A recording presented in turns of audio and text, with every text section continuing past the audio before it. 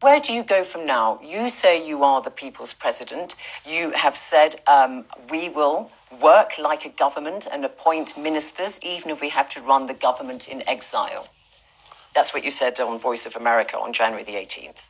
I did not say we will appoint ministers. What I said is that we are going to they were your words.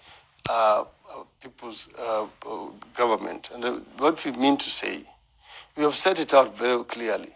We started first by forming people's assemblies in various regions. And we have had basically meetings with the people's assemblies of the coast, people's assemblies of the central, of Western, of Nyanza, and so on. And these assemblies have passed resolutions. These resolutions are going to be taken to the People's Convention, which is going to be held. When?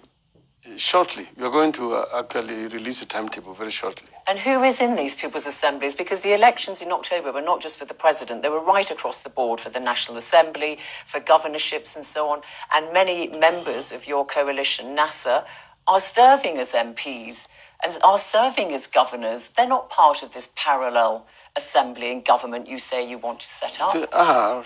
What we're doing here is, I've told you, we're invoking the provisions of Article 1 of our Constitution. We are now setting up a People's Convention.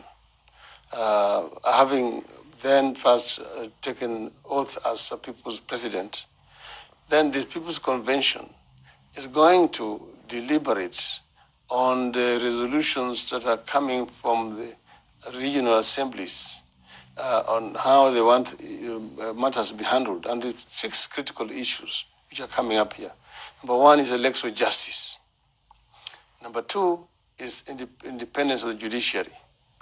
Number 3 is a reform of the police force.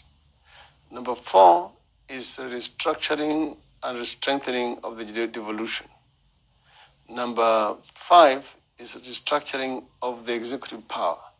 And finally, inclusion, ethnic inclusion in governance of this country. So what are you going to do then? You set up this convention. What are you going to do? March on State House, National Assembly and say, we demand these changes? What is your plan? We will not go to remove Uhuru Kenyatta from State House.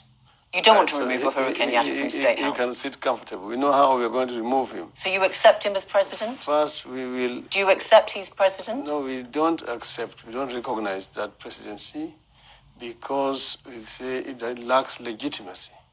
And he says you've committed high treason. Do you accept that you have committed a treasonous act? No, I told Zeinab, I have not committed any treason.